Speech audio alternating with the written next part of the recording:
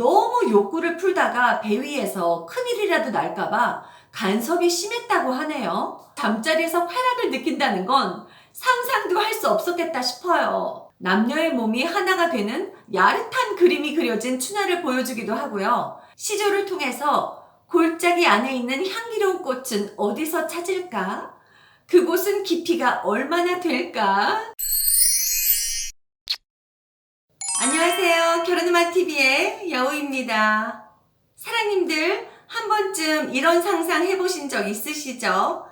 내가 역사 속 왕이라면 어땠을까? 권력과 힘의 정점. 역사 속 왕들은 잠자리를 어떻게 누렸을까요? 색을 유난히 밝혔다던 연산군은 유별나다 치고요. 점잖았던 다른 왕들은 평소에 사랑을 어떻게 나눴을까요?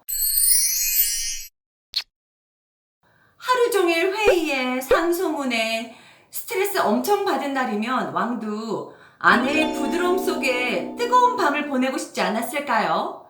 잘 알려지지 않은 조선시대 왕의 은밀한 사생활.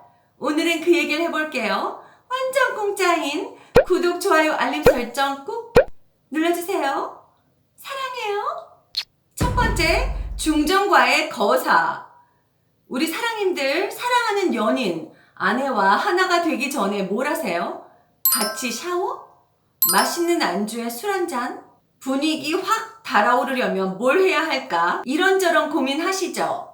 그런데 친구나 가족이 혹은 부하 직원이 이렇게 해라 저렇게 해라 간섭하면 기분이 어떨까요? 조선시대 왕들은요, 중정과의 잠자리가 우리 사랑님들처럼 후끈하지 못했다고 해요. 조선시대 왕한테 중정과의 뜨밤이란 완벽한 사생활이 아니었다고 합니다. 같이 합궁하는 날짜도 의원과 서열 1위의 상궁이 정하고 합궁에 쓰일 이부자리며 목욕물까지 철저히 법도 규칙에 따라 정해졌다고 하는데요. 그게 싫은 왕들은 격식을 덜 따져도 되는 후궁들과의 뜨밤을 더 기다리지 않았을까요? 두 번째, 법도가 넘쳐나는 왕의 잠자리. 왕들은 정식 부인인 아내, 그러니까 중정과 동침을 할 때 마음대로 할 수 있는 게 딱 하나, 꽉 찬 그걸 방사하는 것밖에 없었다고 하네요. 그러니까 절정에 오르기 전후 모두 법도에 맞게 움직여야 했다는 거죠. 필대로, 느낌대로 서로 대화를 통해 마음대로 입맞춤조차 할 수가 없었다는 거예요. 영화 후궁, 제왕의 첩을 보면 이런 장면이 있죠. 왕의 어머니, 그러니까 대비가 잠자리를 지켜보는 가운데 상금 내시가 침소에 든 왕과 왕비한테 이렇게 해라 저렇게 해라 말하는 내용이요. 세 번째, 왕은 잠자리 아바타였다. 여기서 뭘 지시하는가 하면 중전에 어디에 입을 맞추고 몸 어느 쪽으로 올라타라, 어디를 애모하다가 어떻게 멈춰라, 이런 야릇한 지시를 내리는데요. 사랑님들, 우린 상상도 못하겠잖아요. 조선시대 왕들은 그냥 느낌대로 끌리는 대로 중정과 애모하고 신음할 수도 없었다는 거예요. 왜냐? 왕의 동침은 세자, 그러니까 다음 왕을 낳을 거사기 때문에 쾌락 즐거움만을 위해서 할 수가 없었다는 거죠. 이쯤 되면 조선시대 왕노릇도 참 쉽지는 않았겠다 싶네요. 그뿐 아니라 밖에서 지켜보는 상궁들도 있어서 왕이 지나치게 삐를 받았을 경우엔 자제하라는 얘기도 넌지시 건넸다고 하네요.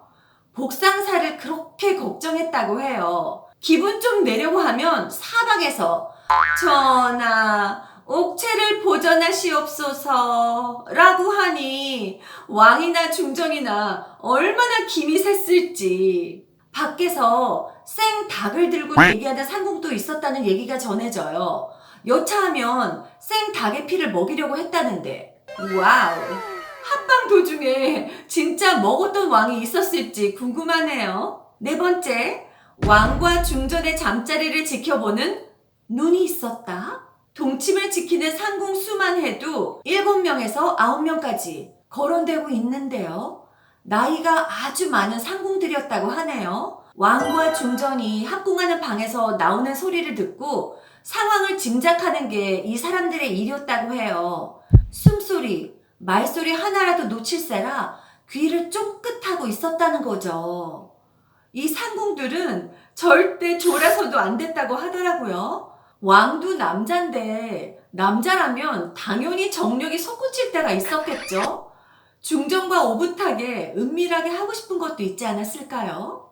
그러나 법도에 따라 중전과의 뜨밤도 마음대로 보낼 수 없었다니. 더구나 나이 어린 왕의 경우엔 간섭이 더 심했다고 하죠. 옷 벗기는 순서까지 반드시 지켜야 했다고 전해지는데요. 그 와중에 왕을 만족시키는 중전이 있었을까요? 그것도 참 궁금하더라고요. 5번째, 중전은 왕과의 동침을 위해 어떤 준비를 했을까?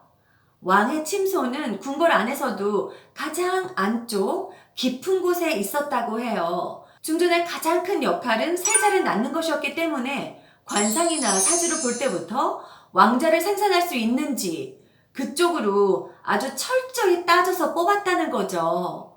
그리고 왕과 동침을 할 때도 중전의 월경일을 따져보고 어이와 서열 1위 상궁이 정한 합궁 날짜에만 왕과 함께 잘 수 있었다고 합니다. 그러니까 중전한테 있어서 왕은 단순히 내 남편, 내 남자가 아니었던 거죠. 동침을 하러 갈 때 입는 한복의 색도 다 정해져 있고 따라야 할 법도가 역시 많았다고 하는데요. 한 여자로서 지아비와 합방을 하는데 상궁들이 지켜보는 데서 해야 했다니 세자 낳는 게 보통 일이 아니었겠다 싶더라고요. 게다가 몸을 섞는 중에 왕이 다치거나 몸이 상하면 안 되니까 지킬 것도 많았다고 하죠. 너무 욕구를 풀다가 배 위에서 큰일이라도 날까봐 간섭이 심했다고 하네요. 이쯤 되면 중전도 왕도 잠자리에서 쾌락을 느낀다는 건 상상도 할 수 없었겠다 싶어요. 둘 다 억지로 간신히 치르지 않았을까요? 마지막으로 6번째, 왕은 성교육을 어떻게 받았을까? 왕은 세자일 때 나이가 많은 상궁이나 의녀한테 성교육을 받았다고 하죠. 아니면 세자의 교육을 담당한 부서에서 자식을 많이 둔 관리가 성교육을 했다고 해요. 남녀의 몸이 하나가 되는 야릇한 그림이 그려진 춘화를 보여주기도 하고요. 시조를 통해서 골짜기 안에 있는 향기로운 꽃은 어디서 찾을까? 그곳은 깊이가 얼마나 될까? 같은 내용으로 세자의 흥미를 유발했다고 합니다. 그리고 먹는 게 일단 중요하니까 산의 진미 골고루 먹게 하고 꽤 일찍부터 욕구를 해소할 수 있게끔 여러 가지 방법을 썼지만 대체로 왕들은 성생활이 원만하진 못했다고 해요. 스트레스가 많고 하도 앉아있는 시간이 많으니까 힘있게 불끈 서야 할 그곳이 말을 잘 듣지 않았다는 얘기가 있더라고요. 우리 사랑님들, 사생활이 보장된 내 집에서 자유롭게 사랑을 나누고 계신가요? 이쯤 되면 왕보다 우리가 더 행복하다는 생각도 들더라고요. 조선시대 왕들의 은밀한 성생활을 한번 살펴봤습니다. 안녕, 다음에 또 만나요.